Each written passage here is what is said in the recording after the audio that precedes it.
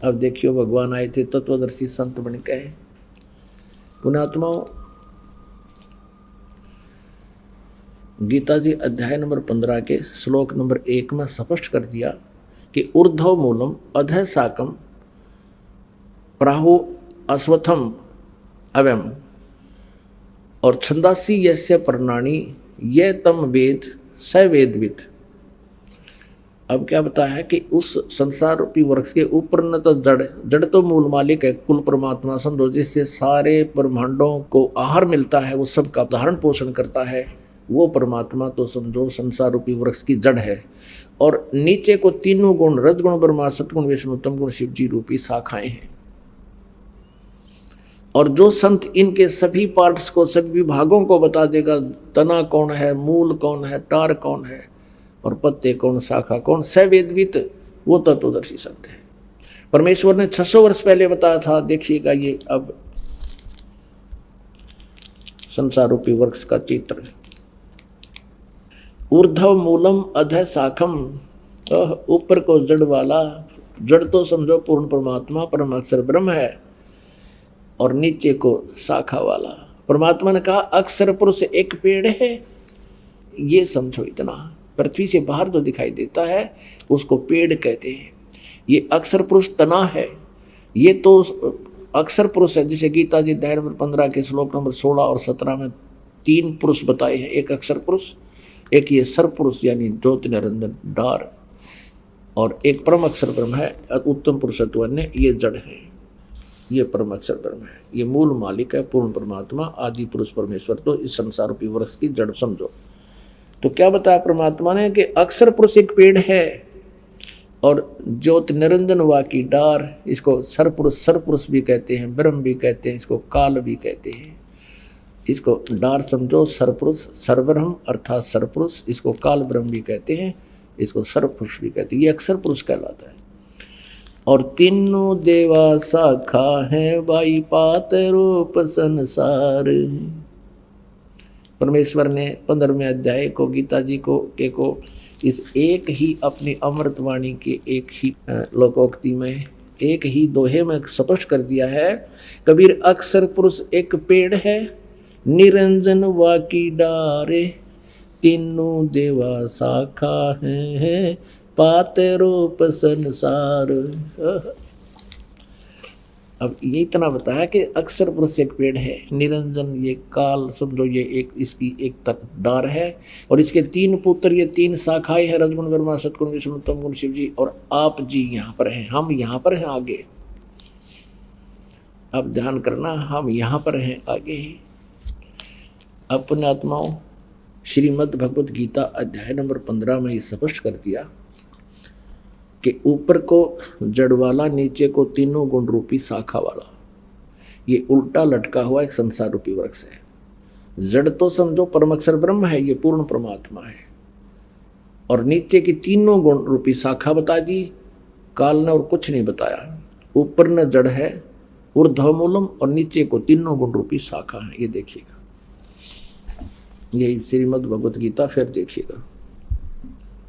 ये आप पढ़ रहे हैं, अभी आपने 15वें अध्याय का प्रथम मंत्र पढ़ लिया। जो संत इस संसार रूपी वृक्ष को मूल सहित जड़ते लेकर पत्याति सही बता देगा, स वेदवित, वह वेद के तात्पर्य को जानने वाला। आगे देखना 2 में क्या कहा है कि उस संसार वृक्ष की तीनों गुण रूप है, जल से बड़ी हुई नहीं, तीनों गुण रूप है। विषय परवाला, ये भी देख लियो साथ में, विषय परवाला शाखा, ये विषय विकारों वाली तीनों गुण रूपी शाखाएं हैं। इसका सीधा अर्थ बनता है, इनमें तो और कुछ लिख रखा है। वो नीचे और ऊपर फैली हुई है मनुष्य लोक में, कर्मों के बंधन में, कर्मानुसार बांधने वाली, जैसा जिसका कर्म है उस तरह रोके रखने वाली कि भी ये मुख्य कारण है। मूलानी, ये तीनों गुण, रजगुण ब्रह्मा, सतगुण विष्णु और तमगुण शिव जी, ये जीवों को कर्मानुसार यहाँ बांधे रखती हैं या फंसाए रखते हैं।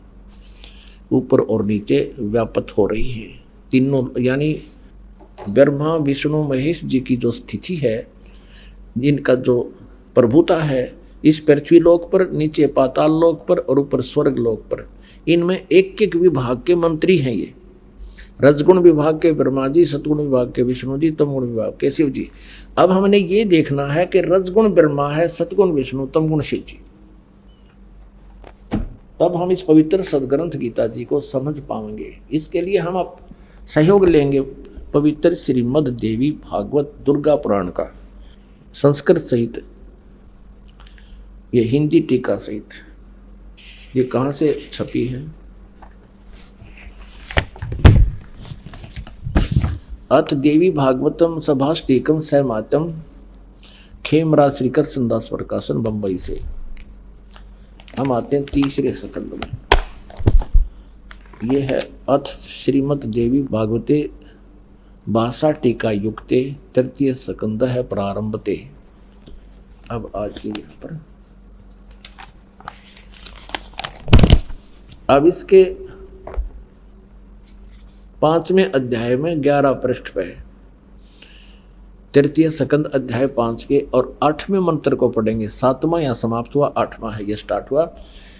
भगवान शंकर कहते हैं, हे माता दुर्गा को, यदि हमारे ऊपर सदा आप दया युक्त हो तो हमको तमोगुण में, शंकर जी करे मुझे तमोगुण क्यों बना दिया, किस प्रकार प्रदान किया, ब्रह्मा रजोगुण और हरि सतगुण युक्त क्यों किए हैं। अब फिर अभी संस्कृत और देख लेंगे हम, क्योंकि देवनागरी लिपि है, आसानी तो समझ में आ जाएगी। यहाँ 7वां श्लोक समाप्त हुआ, 8वां प्रारंभ हुआ। यदि दया धर्मना न सदाम्बिके, यदि आप हमारे ऊपर दया युक्त हो तो हे अंबिके, हे माता, कथम अहम विहिता च, मैं क्यों उत्पन्न कर दिया, मैं क्यों बना दिया, क्यों उत्पन्न कर दिया तमोगुण, मैं तमोगुण क्यों उत्पन्न कर दिया। और कमल जय, कमल से उत्पन्न होने वाले ब्रह्मा जी को रजोगुण संभव, आपने रजोगुण क्यों बना दिया, क्यों उत्पन्न संभव उत्पन्न करना। और सुविहित किमु सतोगुण हरि, और विष्णु जी को आपने सतोगुण क्यों बना दिया। इति सिद्धम रजगुण ब्रह्मा, सतगुण विष्णु, तमगुण शिव जी। फिर देखिएगा शिव पुराण गीता प्रेस गोरखपुर से प्रकाशित है। इसके 110 पृष्ठ पर आपको दिखाते हैं। इसके संपादक हनुमान प्रसाद पोदार ओनली। इसमें स्पष्ट किया है कि ब्रह्मा विष्णु महेश में गुण है। ये है पृष्ठ 110, संक्षिप्त शिव पुराण 9वां अध्याय, रुद्र संहिता 9वां अध्याय। इस प्रकार ब्रह्मा विष्णु तथा रुद्र, इन 3 देवताओं में गुण है। रजगुण ब्रह्मा है, सतगुण विष्णु, तमगुण शिव जी। रुद्र यानी महेश भी कहते हैं इसको। और परंतु शिव, ये काल खुद शिव रूप में प्रकट हो जाता है, कभी ब्रह्मा रूप में हो जाता है, परंतु शिव गुणातीत माने गए। यानी काल जो है ब्रह्मा विष्णु महेश और शिव से अलग है। अभी भी आपको दिखाया था, अब फिर थोड़ा दिखाना पड़ेगा। वही प्रकरण है कि एक बार ब्रह्मा विष्णु महेश का आपस में झगड़ा हो गया, और इस बात पर मैं तेरा बाप, विष्णु कहता मैं तेरे बाप, ब्रह्मा जी कहते मैं तेरा बाप। इनके बीच में स्तंभ खड़ा कर दिया। ये 24 पृष्ठ पे संक्षिप्त शिव पुराण में और विद्वेश्वर संहिता में। तो यहाँ इन दोनों का झगड़ा हुआ तो वो काल आ गया बीच में। फिर वो कहता है, ब्रह्मा और विष्णु ने पूछा, प्रभु सृष्टि आदि 5 कर्तव्यों के लक्षण क्या क्या है, ये हम दोनों को बताइए। भगवान शिव बोले, ये काल बोला इनका बाप पिताजी। अब देखिएगा 26 पृष्ठ पे हम थोड़ा सा कंसेप्ट क्लियर करेंगे कि शंका ना रह जाए। 26 पृष्ठ पे नीचे आइएगा। यो काल बोला, पुत्रों तुम दोनों ने तपस्या करके प्रसन्न हुए मुझ परमेश्वर से सृष्टि और स्थिति नामक 2 कृत प्राप्त किए, और इसी प्रकार मेरी विभूति स्वरूप रुद्र और महेश ने, एक मैं नहीं है, ने 2 अन्य उत्तम कृत सहार और तिरोभाव मुझसे प्राप्त किए। इससे सिद्ध हो गया कि ब्रह्मा विष्णु महेश से अलग है ये शिव पुराण बोलने वाला। तो ये सिद्ध हो गया कि रजगुण ब्रह्मा है, सतगुण विष्णु, तमगुण शिव जी। और बताते हैं, क्योंकि जब तक हम एक कंसेप्ट को क्लियर करके आगे नहीं चलेंगे तो आपका सत्संग सुनना या सुनना बराबर रहेगा। और एक बार इसको ढंग से सुन लोगे फिर सदा का सुख हो जाएगा। अब देखिए एक और बताते हैं देवी भागवत में, फिर 123 पृष्ठ पे। ये गीता प्रेस ग्रुप से प्रकाशित है और इसके अनुवादक कौन है? हनुमान प्रसाद पोदार, चमन लाल गोस्वामी। ये गीता प्रेस ग्रुप से प्रकाशित है। इसके 123 पृष्ठ पर देखिए, तीसरे स्कंद में, तीसरा स्कंद। तुम शुद्ध स्वरूपा हो, भगवान विष्णु कह रहे तुम शुद्ध स्वरूपा है, ये सारा संसार तुम्हीं से उद्भासित हो रहा है। मैं ब्रह्मा और शंकर हम सभी तुम्हारी कृपा से विद्यमान हैं। हमारा आविर्भाव मन जन्म और तिरोभाव बिन मृत्यु हुआ करता है। केवल तुम ही नित्य हो, जगत जननी हो, प्रकृति और सनातनी देवी हो। सपट विष्णु जी स्वयं कह रहे हैं हमारा तो जन्म और मृत्यु होता है, हम अविनाशी नहीं हैं और तू हमारी माता है। शंकर भगवान बोले देवी, यदि महाभाग विष्णु तुम्ही से प्रकट हुए हैं तो उनके बाद उत्पन्न होने वाले ब्रह्मा भी तुम्हारे ही बालक हुए। फिर मैं तमोगुणी लीला करने वाला, शंकर क्या तुम्हारी संतान नहीं हुआ? अर्थात मुझे भी उत्पन्न करने वाली तुम ही हो। शिवे, संपूर्ण संसार की सृष्टि करने में तुम बड़ी चतुर हो। इस संसार की सृष्टि, स्थिति और संहार में तुम्हारे गुण सदा समर्थ हैं। उन्हीं तीनों गुणों से उत्पन्न रजगुण ब्रह्मा, सतगुण विष्णु, तम गुण शंकर है। नियमानुसार कार्य में तत्पर रहते हैं, इन तीनों गुणों से उत्पन्न। अपनात्मा, इस पवित्र पुराण के इन चंद पंक्तियों ने, इस पवित्र देवी पुराण की चंद पंक्तियों ने ये 4 कंसेप्ट क्लियर कर दिए। एक तो ब्रह्मा विष्णु महेश नासवान है, ये अजर व अमर नहीं है। दूसरा ये कर दिया कि दुर्गा इनकी माता है। तीसरा ये कर दिया कि ये रजगुण ब्रह्मा, सतगुण विष्णु, तम गुण शिव जी। और चौथा ये कर दिया कि केवल जैसा जिसका कर्म है उतना ही दे सकते, ये कोई परिवर्तन नहीं कर सकते। अब हमने इसको समझने के लिए गीता जी को सबसे पहले ये कंसेप्ट क्लियर होना चाहिए कि रजगुण ब्रह्मा है, सतगुण विष्णु, तम गुण शिव जी। तब ये, क्योंकि गीता जी चारों वेदों के संक्षिप्त वर्णन है इसमें और कोड वर्डों में है। इसको तत्वदर्शी संत बताओगा, ये गीता ज्ञानदाता स्वयं कह चुका है। अब देखिएगा मार्कंडे पुराण में, मार्कंडे पुराण सचित्र मोटा टाइप, गीता प्रेस गोरखपुर से प्रकाशित है। इसके 123 पृष्ठ पर देखिएगा। इस प्रकार स्वयंभू परमात्मा की 3 अवस्थाएं हैं। रजगुण प्रधान ब्रह्मा, तमोगुण प्रधान रुद्र, सत्व प्रधान विश्वपालक विष्णु है। और यही 3 देवता हैं और यही 3 गुण हैं। रजगुण ब्रह्मा, सतगुण विष्णु, तमगुण शिव जी, ये तीनों गुण भी कहलाते हैं इति सिद्धम। पुण्यात्माओं, अब हम श्रीमद् देवी भागवत को बहुत आसानी से समझेंगे। देखिएगा, ये श्रीमद् देवी भागवत जयदयाल गोविंद का इसके अनुवादक हैं, गीता प्रेस गोरखपुर से प्रकाशित है। ये 15वें अध्याय का, हम 15वें अध्याय का प्रथम मंत्र हमने पढ़ लिया। और दूसरा ये है कि इस संसार की तीनों गुण रूप, रजगुण ब्रह्मा, सतगुण विष्णु, तम गुण शिव जी रूप, ये शाखाएं हैं। यहाँ देखिएगा, विषय परवाला शाखा, विषय परवाला शाखा, विषय भोग यानी विकारों वाली ये शाखाएं ऊपर और नीचे फैली हुई हैं। मनुष्य लोक में कर्मों के बंधन में कर्मानुसार बांधने वाली भी ये तीनों गुण ब्रह्मा विष्णु महेश बांधन की मुख्य कारण हैं, जड़ हैं।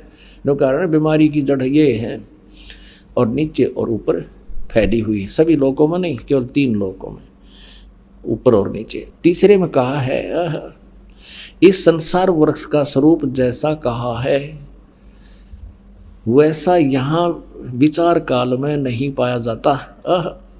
विचार काल माने गीता ज्ञानदाता कहता है इस संसार रूपी वृक्ष के बारे में मुझे जो जानकारी है वह पूर्ण नहीं है। तेरे मेरे इस विचार काल में गीता जी के डिस्कशन में मैं कंप्लीट नहीं बता पा रहा।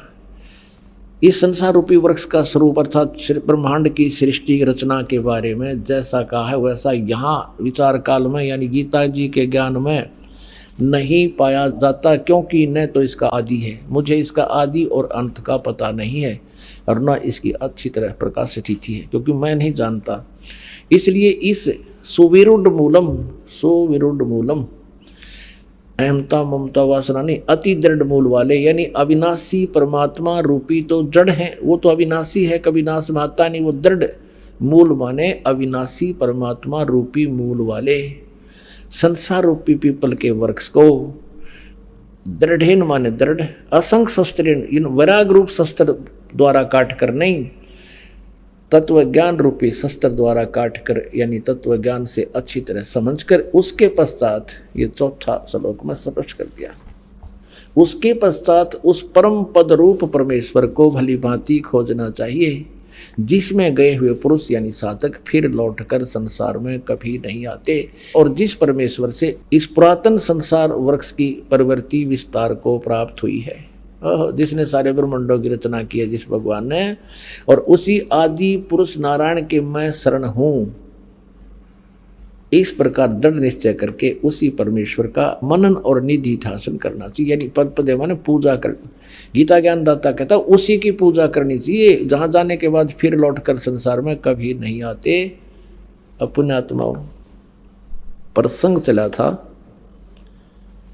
कि सतयुग के ब्राह्मणों ने कह का भी नहीं बेरा, और ये कलयुग के तो बताए रखे हैं, आपने पढ़ लिया बार बार, कहता भी शोभा ना देता। और सतयुग के ब्राह्मणों की ये स्थिति है कि वो दुर्गा की पूजा करते थे, वेद के पूर्ण विद्वान माने जाते थे। ओए होए, दुर्गा कहती है नहीं, मेरी पूजा भी छोड़ दो, ब्रह्म की साधना करो, उसका ओम नाम है, ब्रह्मलोक में रहता है, वहाँ चले जाओगे। और ब्रह्म कहता है कि नहीं, मैं भी नाशवान हूँ, मेरे भी जन्म मृत्यु होते हैं और तेरे भी जन्म मृत्यु होते हैं। 15वें अध्याय का 1 से लेकर 4 में स्पष्ट कर दिया कि तू तत्वदर्शी संत से ये ज्ञान प्राप्त करके और फिर उसके पश्चात परमेश्वर के उस परम पद की खोज करनी चाहिए, जहाँ जाने के बाद फिर कभी जन्म मृत्यु नहीं होती।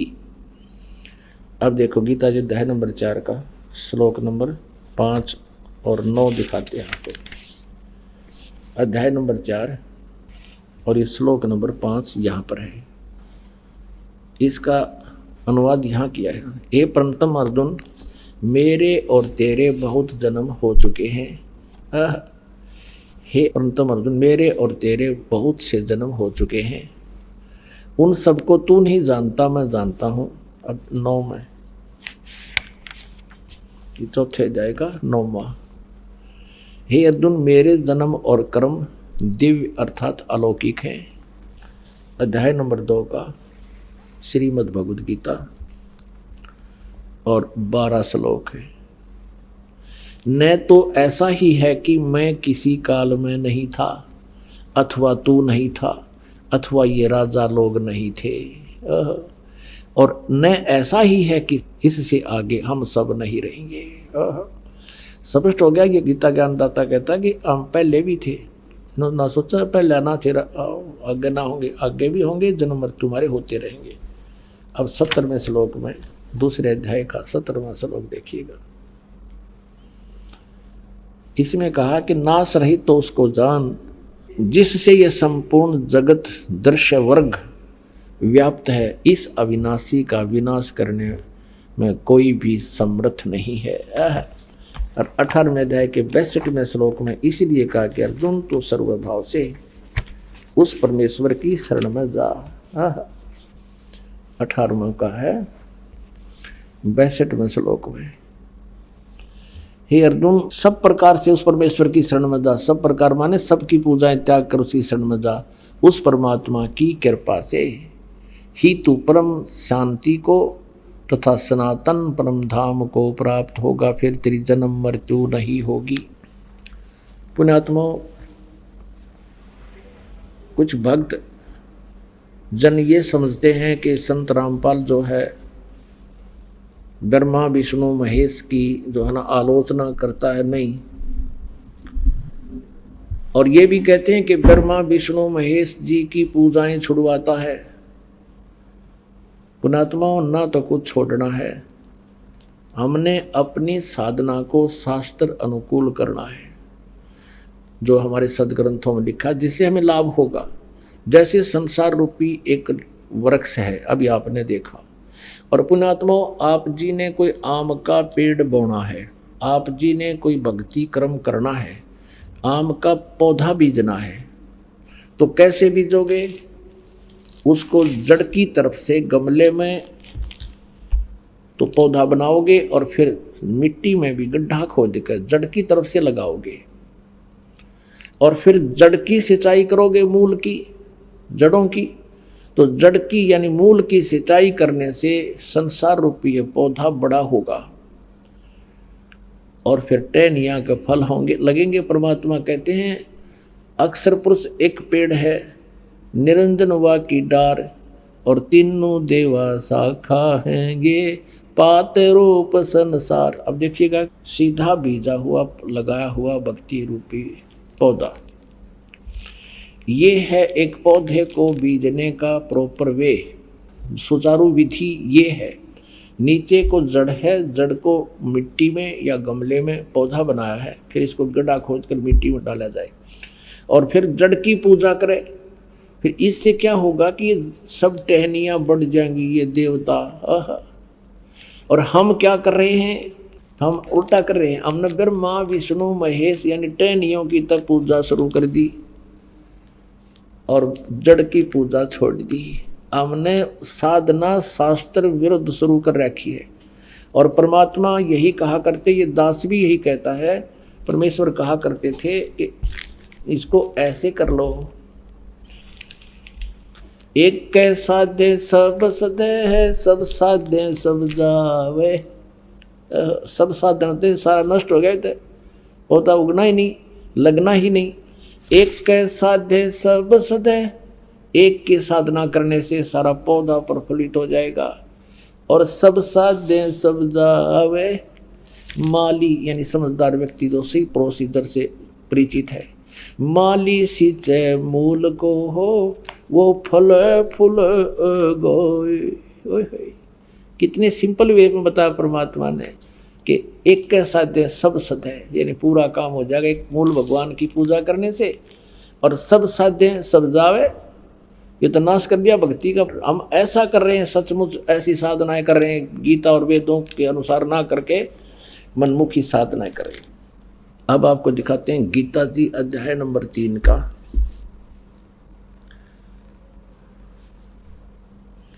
ये श्रीमद् भगवत गीता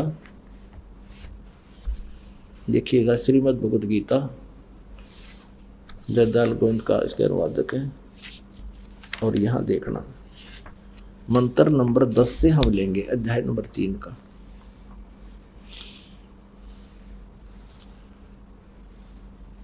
दस में कहा है, प्रजापति ने, ये ब्रह्मा तक ऊँ अड़ा दे हैं, चलो जैसा भी है।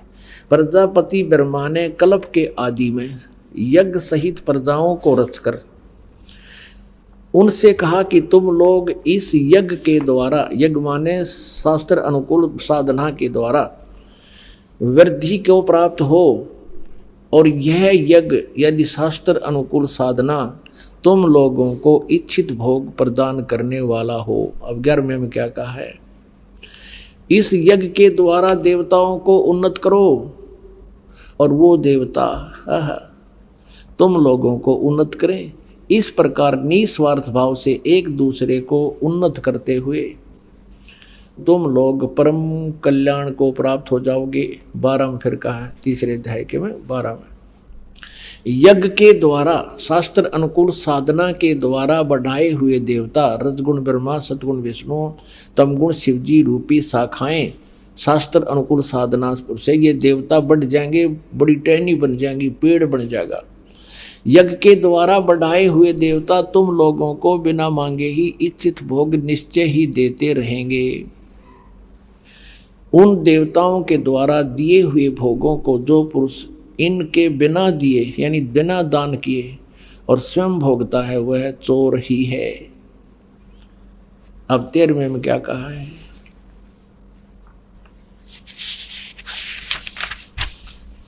यज्ञ से बचे हुए अन्न को खाने वाले श्रेष्ठ पुरुष सब पापों से मुक्त हो जाते हैं। जो पापी लोग हैं अपना शरीर पोषण करने के लिए ही अन्न पकाते हैं, वे तो पाप को ही खाते हैं।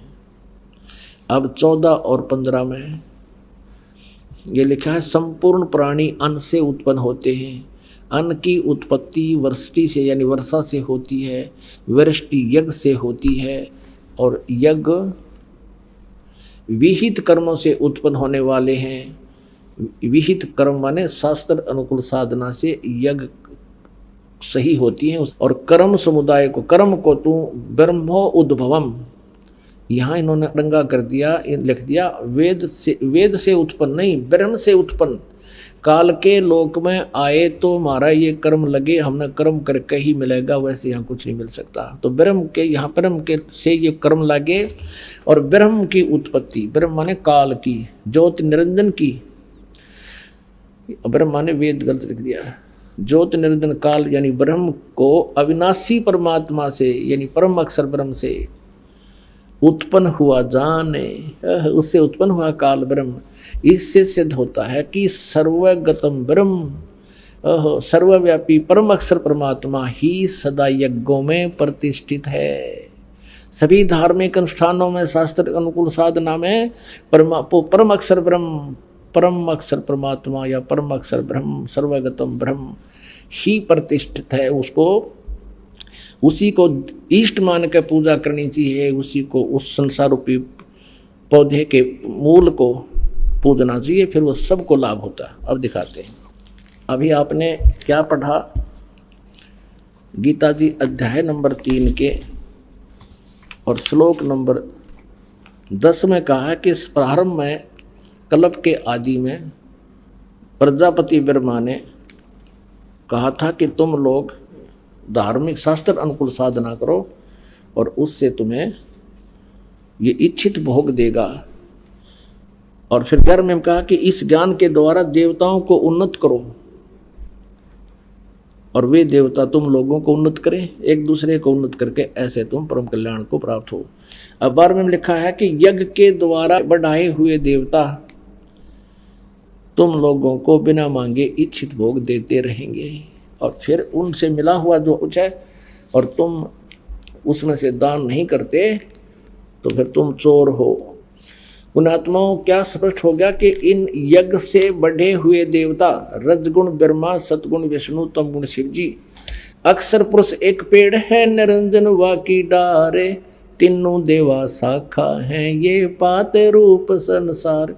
अब शास्त्र अनुकूल साधना से भक्ति रूपी पौधे को हम सुचारू ढंग से बीज कर यानी जड़ की पूजा शुरू करेंगे, पूर्ण परमात्मा को इष्ट मानकर उसकी पूजा शुरू करेंगे और उधर से पूरी टहनियों और तने की भी हिफाजत रखेंगे, तो फिर ये एक दिन पेड़ बन जाएगा, आम का पौधा।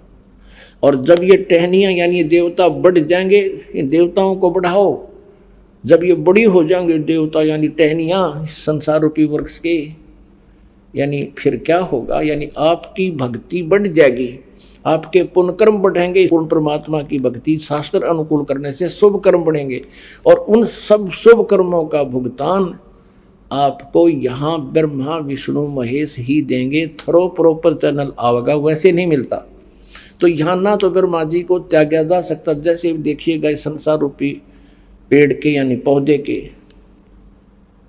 फिर देखिए इसको, पुण्यात्मा हम पूजा तो करेंगे इष्ट रूप में पूर्ण परमात्मा की। अभी आपने गीता जी अध्याय नंबर 3 के 14-15 में पढ़ा कि वो सर्वगतम ब्रह्म, परम अक्षर ब्रह्म ही सभी यज्ञों में प्रतिष्ठित है, उसको ही इष्ट रूप में पूजना पड़ेगा। उसके बाद शुभ संस्कार बनेंगे और वो शुभ संस्कार फिर ब्रह्मा विष्णु महेश के पास आएंगे।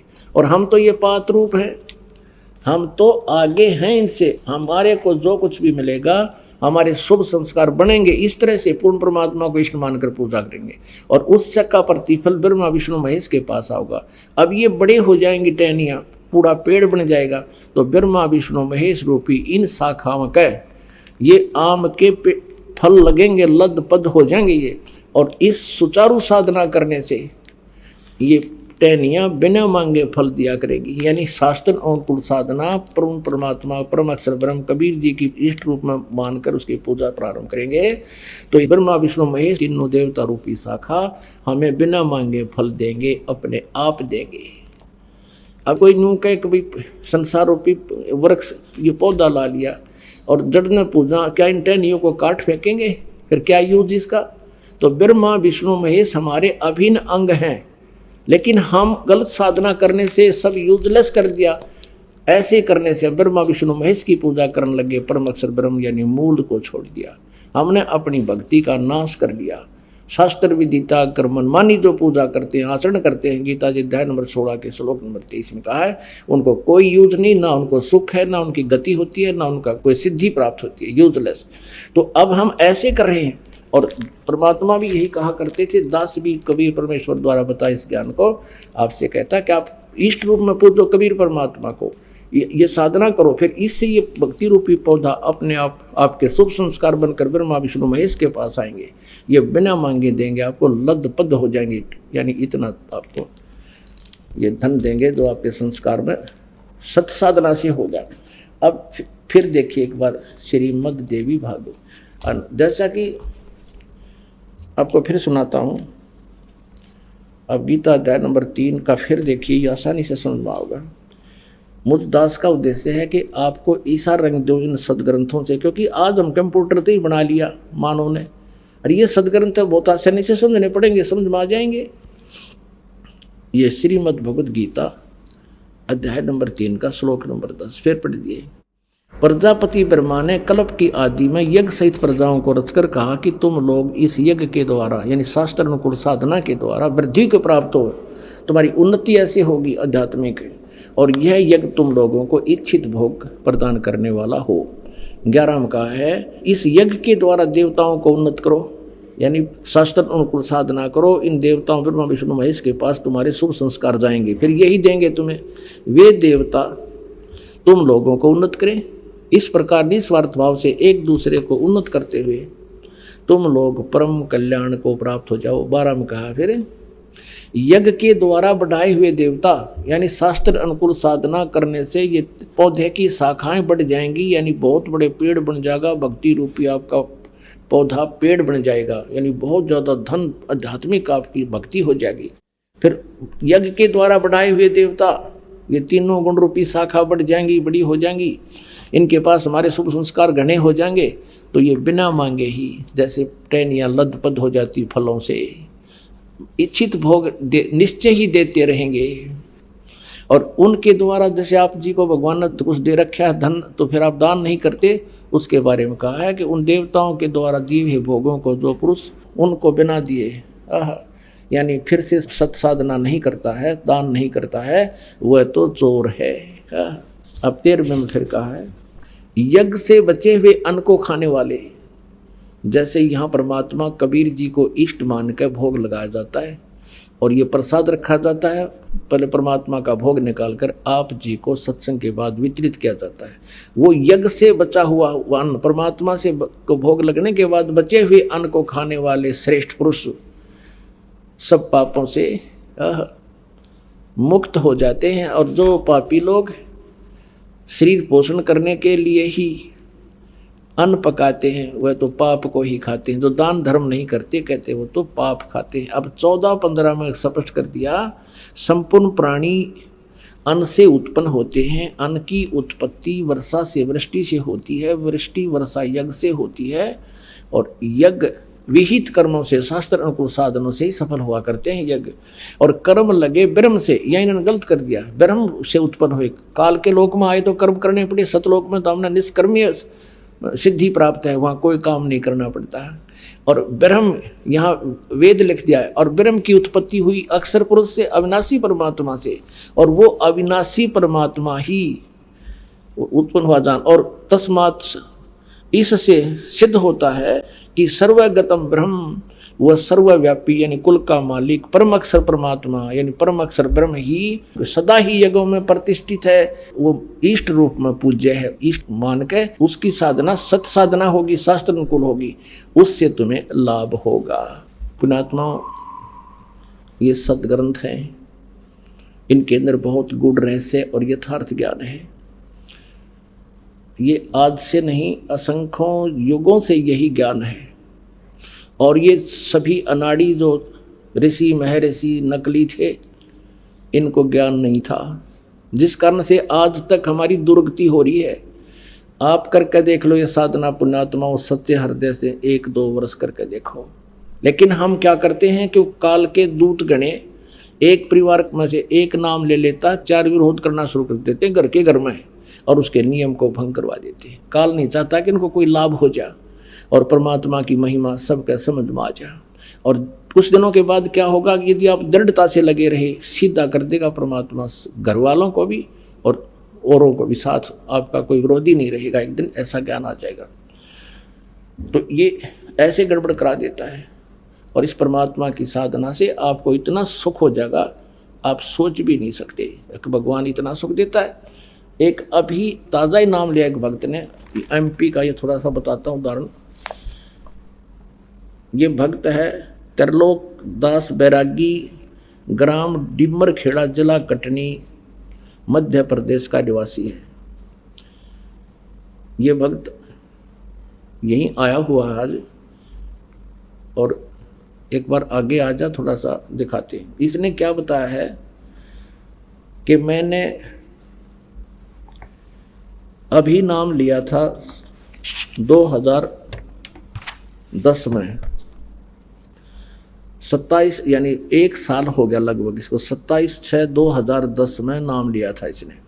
इसने एक पत्र लिख के दिया है और ये स्वयं भी आपको अपना बताओगा। आप बीती पुण्यात्माओं, ये सत्कर मान लेना आप। इस परमात्मा के दरबार में ये सुख तो आपको फ्री ऑफ कॉस्ट मिलेंगे, ये तो रूंगे में मिलेंगे, लेकिन मिलेंगे उनको जो दृढ़ होकर पूरे नियमों को निभाता हुआ भगवान की भक्ति करेगा। फिर देखना इसने क्या बताया है। मैं त्रिलोक दास बैरागी, गांव डिमर खेड़ा, जिला कटनी, मध्य प्रदेश का निवासी हूँ। मैंने दिनांक 27/6/2010 को नाम दान लिया था। जब मैंने नाम लिया था तब मुझे मालूम नहीं था कि नाम दान नहीं बल्कि अमृत ले रहा